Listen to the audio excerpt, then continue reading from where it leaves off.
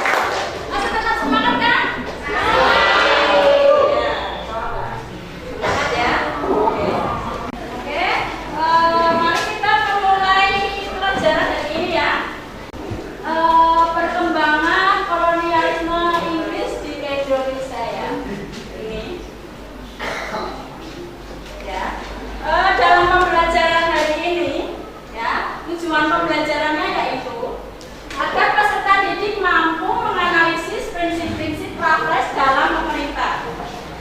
Kemudian kalian harus mampu menganalisis usaha-usaha Raffles dalam menjalankan pemerintahannya.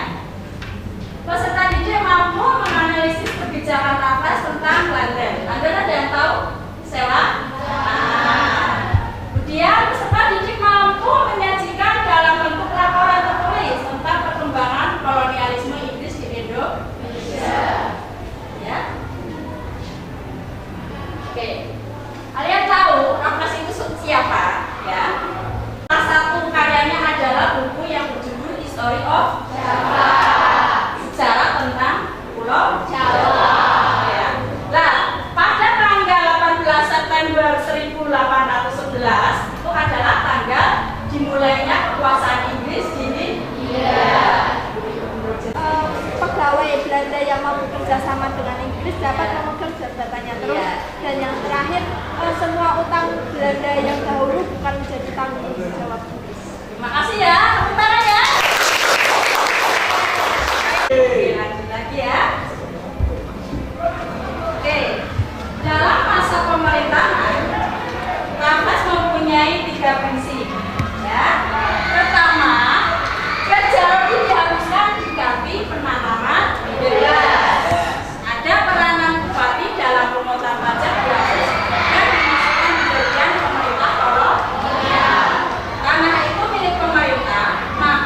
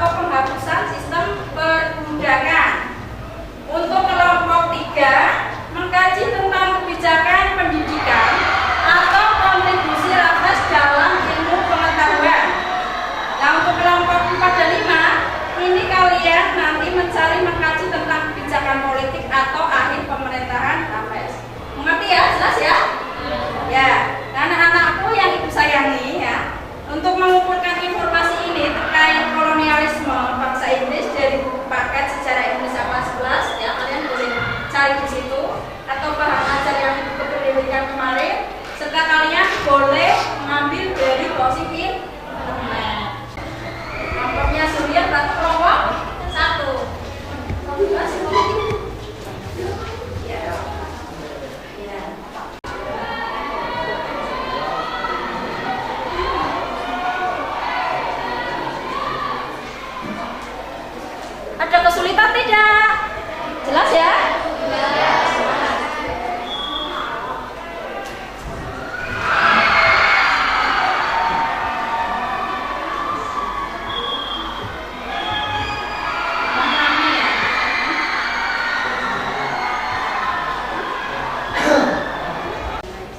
Assalamualaikum warahmatullahi wabarakatuh. Sebelum kita mempresentasikan hasil diskusi, alangkah baiknya kita perkenalan terlebih dahulu. Perkenalkan, nama saya Rasbaidan Aulia, absen 26. Kenalkan, nama saya Melisa Buida, nomor absen 19. Perkenalkan, nama saya Almadah Fatimah, nomor absen 1. Perkenalkan, nama saya Diana Fadameda, absen 17. Perkenalkan, nama saya Saluna, nomor absen 30. Perkenalkan, nama saya Wahyu Kabila, nomor absen 35. Jadi di sini kita akan mempresentasikan hasil diskusi kami mengenai kebijakan-kebijakan Rapres. Rapres itu pemerintah dari tahun 1811 sampai 1816. Terus si Rapres ini tuh membuat beberapa kebijakan-kebijakan yang nantinya akan dibacakan oleh beberapa teman saya mengenai ada hubungannya dengan familiarisme, yaitu paham hak individu dan hak kebebasan itu diakui. Dari yang nomor pertama dalam bidang ekonomi bisa disampaikan oleh Pak Liliana. Sebelumnya, Assalamualaikum warahmatullahi wabarakatuh. Perkenalkan, nama saya Syarudin, nomor absen 32, dan teman saya Ismail, nomor absen 36. Saya nomor absen 24. Saya Februari, absen 16. Saya Aljansa Perkasana, akun 2. Saya Muhammad Indri Ardiansa, nomor 2. Saya Jalur Bisa 2, nomor absen 16. Di sini kami akan mempresentasikan hasil diskusi kami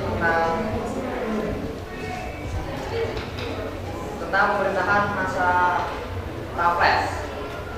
Yang pertama ada soal nomor 1, kebijakan pemerintahan Rapres pada bidang ekonomi dan jelaskan sistem ekonomi lain-lain mengapa mengalami kegagalan.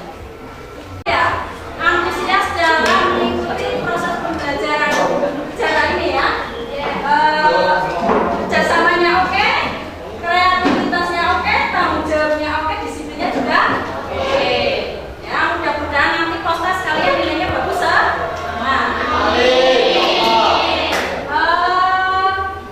Dari semua pembelajaran hari ini kalian tadi sudah mendiskusikan apa yang namanya tentang kebijakan ekonomi, sudah dijawab semua ya? Kebijakan tentang land dan sewa tanah, terus kebijakan sosial tentang penghapusan sistem perbudakan.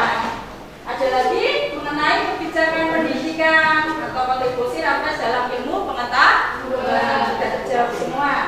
Kemudian tadi terakhir juga tentang kebijakan politik dan akhir pemerintahan Rapres. Sudah tuntas tadi ya? Oke. Dari kesimpulan pembelajaran kali ini kita bisa menarik kesimpulan bahwa pada masa Rapres tahun 1811 sampai 1816 banyak kebijakan yang dikeluarkan, diantaranya sistem sewa tanah atau tadi landai, kemudian reformasi agraria dan pemensiunan sultan. Lanjutnya lagi ada selama berkuasa, Rapres berkuasa di daerah Cirebon. Cirebon itu salah satu daerah yang ada di Jawa Barat. Nah, banyak peristiwa yang terjadi dan dampaknya dari kebijakan yang dibuatnya ialah kehidupan sosial ekonomi meningkat, tingkat kejahatan